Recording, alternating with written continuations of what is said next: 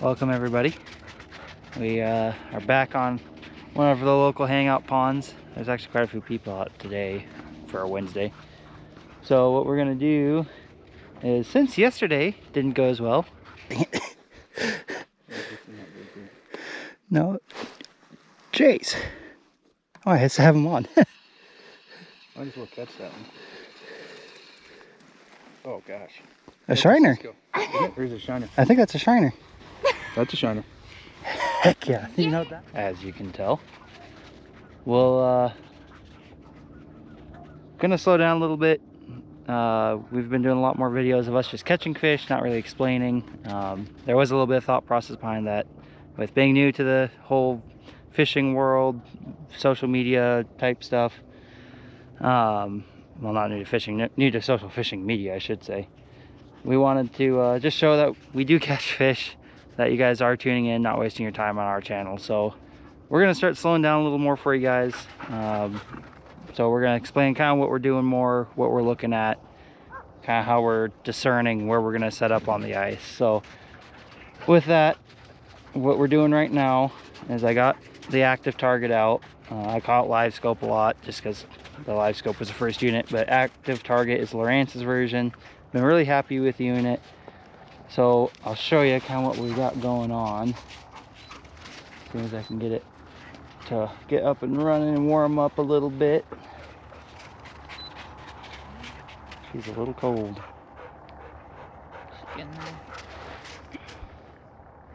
We worked her a lot yesterday. Yeah, it was a long day yesterday, and as you guys saw, it was we didn't catch very little payout for a long day of fishing. There we go. Okay, now it's just up and running. Let me swap you guys around here. Okay, you can kind of tell. And I have yet to get a memory chip to record on the screen yet. There is one coming, just not yet. Hold that, please. Okay, so you have to get kind of close. Okay, so what we're looking for here is any bright shimmer on the bottom. We're looking for that swimming gold perch. They've been eluding us a little too well. So I'm trying to find them first before we set up, especially on this lake. Being a big giant mud flat, it doesn't really have much contour, much feature. So it's kind of good and bad, aside from the fact that it is shallow. So we're starting here. We found perch here in the past. Oh, nope, that's not it. So you can kind of see there's a feature. And what that feature is, get a little closer. So you can see how it's not shimmering in. Generally, if you see it moving or shimmering, that's a type of fish. You know, when I'm setting up my unit, I like to set up on pallet 2, I think it is. Yeah, pallet 2. And pallet 2 really shows the intensities in your, ooh, geez. I find it shows the bottom a little better. And I have an easier time discerning fish from it. So, actually I need to pull up the transducer a little bit. Ice isn't quite as thick as yesterday.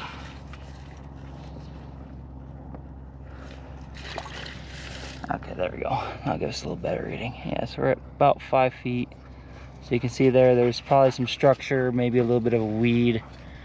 That sun's in a terrible place. You stood up here. I can't see anything. So, anyway, we'll get more in depth, but that's kind of what some structure looks like. We're gonna try to keep the sun out of your face. I didn't realize it was quite that bad. So we're gonna keep looking, see if we can't find fish, and get you guys a little more introduced as to what we're doing, kind of how we're doing it, choosing our baits. So stay tuned. We're gonna keep looking and finding fish for you guys.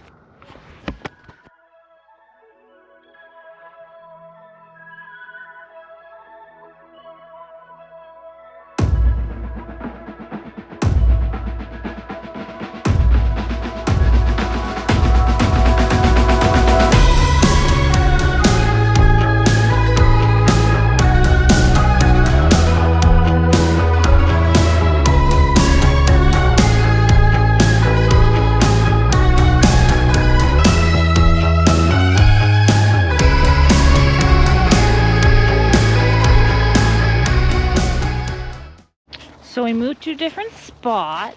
And I'll show you here. Yeah, not near as bad a glare. So you can see how bright that return is.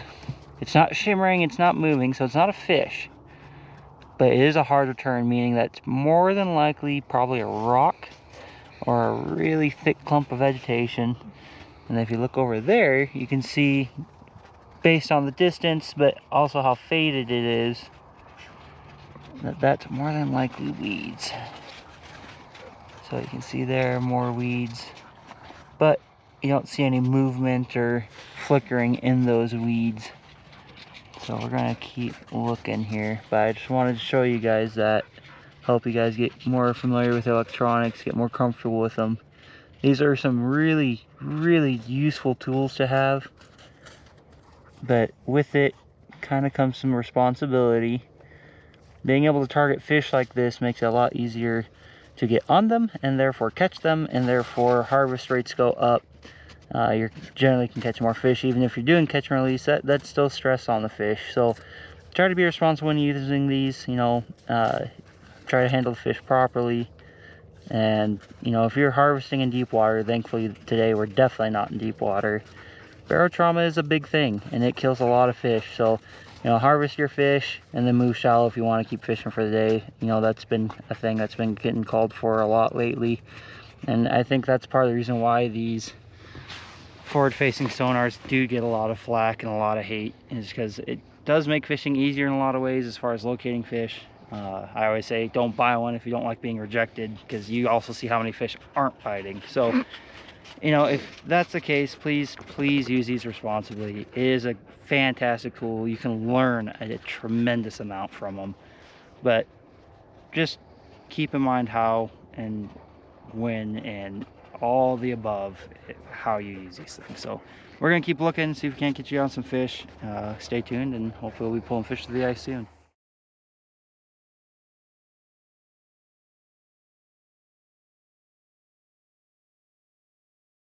So a lot of information for you guys today. It is definitely a slower fish. Emily's giving it her best, seeing we can't find it, but we'll see. It is a very bluebird day, and being waterfowler, that part of me is already screaming that it's a bad day. And then I've never had good luck on bluebird days for fishing either, so maybe as night rolls on we'll start getting walleyes and more activity. But being we're trying to do a very information loaded episode for all of you for our ice fishing and how I like to set things up, part of that is jaw jackers, one of the most useful tools out there. The price isn't the friendliest, but you ask me, it's worth it. Now I want to walk through on, let me get that on there so I can see. I want to walk through you guys on how I like to set mine up and my experience, and how I've observed guys missing hook sets, or your hook set will go and your rod will bob a little bit, but nothing else happens. The fish gets off something. So first thing I like to do is, you'll see there's 3 holes there. I always like to put it on the lightest hole so that it's not at the harshest angle it could be. I like a nice soft angle. The other thing, and I'm using the Jaw Jacker 29-inch rods, I think it's the perch kokanee rod technically, and with those I like to put it on, that's a little weird, setting 6. I'll put a nice bend in the rod, but not bend it back. A lot of guys I watch really bend that rod back. You're either using too long of a rod, or you don't have that setting far enough out. And my theory behind the way I do things, as I've said, is when you do a good hard whip, whether the back angle is too harsh, that rod's too bent into itself, when it does that hook set, it's actually pushing a bigger hole into the fish's mouth, and it's tearing it rather than just barely digging that point in as it should be. It opens it up, and as that fish shakes its head, it's allowing that hook to pop out essentially. Barb, no barb, doesn't matter. So I actually like a really light set on these things, just hard enough really to get that hook drove into that barb without really tearing anything else. So hopefully that helps you guys. Like I said, I'm trying to get you guys a little more info this episode. We are kind of getting wrapped up, it looks like, for ice fishing. It's an exceptionally warm day and it's not looking like it's going to cool off. So, you know, I'm going to take this time, kind of do a little more walkthrough, maybe set my sled, high set my tackle, and try to help you guys out, get ready for next season, maybe make some improvements and upgrades. So stay tuned, I'll have more for you. Thanks again, guys. So one thing that you'll notice we do, and it's pretty important, I'll get closer so you can see, is we put all our jaw jackers sideways. So from the pop-up, you can tell if they have actually gone off or not. If you set them so they're pointing at you, when that tip goes off, sometimes you can't really tell with the snow, especially on bright days like this.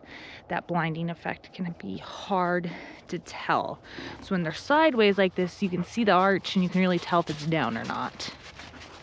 Right, so the other half of that jaw jacker, of course, is the rod to put it in. So how I like to run mine is I like 4 to 6 pound fluoro. Check your line. I'm just now noticing I have a pretty good nick in this line. Because some of these hook sets, Maggie, she's about to find out, is you want a stout line, but you want invisible line. My go-to for that, and if you go on my Instagram, which is Rebel Against the Indoors, And our TikTok. Now, and TikToks, we do the TikToks as well, is fluoro. And there's a reason for it. I just briefly go over them in a little bit of depth on the Instagram and TikTok as to why. So check that out and you'll see why. Outside of that, having the invisibility of the fluoro is key to me, especially when you're fishing shallow water. And I like to run 4 to 6 pound. 4 if I'm really doing some soft light mouth fish like kokanee. I try to get it as light of a setting as I can on the jaw jackers. Generally speaking though, I defer to 6 pound fluoro. It's a good all around. And before I go any further, I want to put it out there, I'm using the 29-inch rods, medium light, so I'm not actually worried about too hard of a hook set. Now there's a disclaimer from Jaw Jacker: if you use their Pike Lake Trout rods, it will snap 8 pound line, so keep that in mind. If it's not that rod, this applies. So 6 pound fluoro is what I like to do. I don't go too fancy on the reels because they're outside. I'm just running an Abu Max STX, Max X reels. They've been really good. The drag works well on them. Pretty good quality, smooth reels for the price. So that's what I wanted to talk to you guys about for the other half of the jaw jackers. So hopefully that gives you guys a pretty good setup to go with when you guys are getting ready. Hopefully wrapping up the season, and we'll hopefully get a few more weeks with any luck. So thanks for tuning in. The final part of this equation, I went through the 2 big things that you should know about your rod setup and the jaw jacker setup. Now let's talk some baits to put on there. This is becoming kind of one of my favorites. It is a tungsten caviar from Clam. And what I have on there is a 1-inch fish fry from Gulp. It's their Gulp Alive series. And I like to use this setup especially when I'm targeting perch, because it looks like a cluster of eggs with either something feeding on it, maybe something emerging. Regardless, it's something harmless, easy to feed on, so an easy meal for fish. So they're, I like to think, want to hit it a little more. The other thing, especially when I'm targeting trout, are tiny, relatively small marabous. So these are hand-tied marabous that are sold over at Capital Sports. Great place if you're visiting Helena. I highly recommend them. Not just as a employee, but as a consumer. They always keep some of the more unique, specialized stock for our area. Then the other, well, this is on a jigging rod, but this is a good option as well. Just a good tungsten dropper. In this case, gold. Gold's one of my favorite colors to use under the ice. Again, with a fish fry. Now, if you look at my box, we have flat fry flies. That's the new dropper from Northland with the mayfly fry. Or I don't know what they call it. Maybe it's just mayfly. So I keep a box of them on hand, generally not many, just so that way I have options. The other box I keep on hand, so we got flat fry, various just teardrops. Eyeball spoons are another really deadly option, especially if you're in an area that has walleye. Perch like them, walleye like them just as much, so I highly recommend those. And then of course I get an assortment of various marabous. You know, I really like the browns, Black is always a really good color under the ice for us around here, and then just that good fire tiger. So that's the other part of that final equation, is what to bait your jaw jackers with. So that's my tackle box. I'm hoping that gives you guys a good route to go if you guys are just getting into it or trying to expand your collection. So leave a comment below if you have any other good tips or tricks or advice that you want to share with myself or other folks that are tuning in. So I appreciate you guys. More to come. It's a lot of head shakes. I'm guessing that's a trout.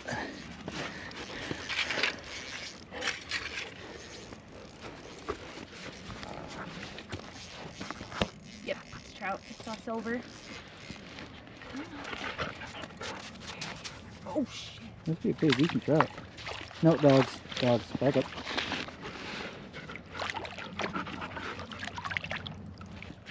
There you go. That's a good fish. Maggie. No, leave it. Maggie. Surprised I hit that one. Hey. What? It's okay. Hey, Dog, back off. go on. It's okay. No, whoa, whoa, whoa. It's not fresh on the snow.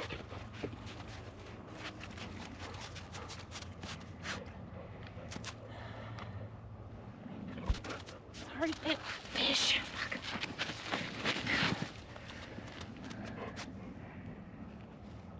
I can't get the hook out. Here, swap me.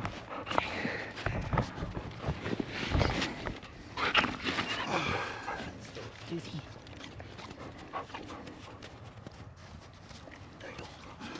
Let's go ahead and just get him back in the water. Okay. He's a nice fish, but we're gonna get him back in since he's not really cooperating with us. No, that's a powerful fish. Bye-bye. Maggie, go on. Go on. You gotta be a good fish. Alright, sit. Sit, Benelli. Sit. Sit. Show that you're a behaved dog. Pretend you're not shithead. Benelli, sit up. Good girl. Come to me. Sit. Good girl. Yes, good girl. You are a trained labby. Look at that.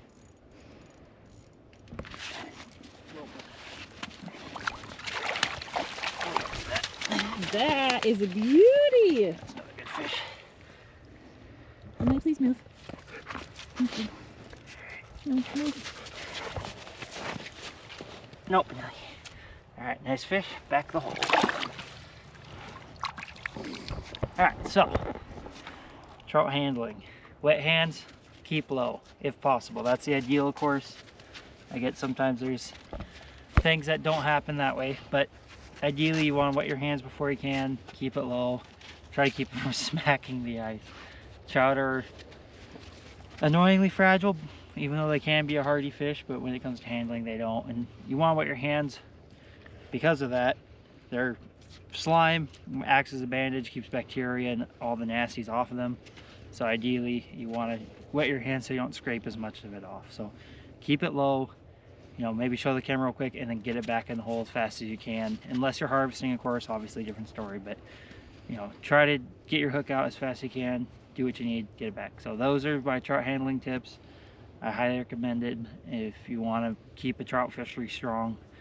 Like I said, fragile, tough, but fragile all the same. So that's what I have for you guys. Hope we're going to catch some more fish.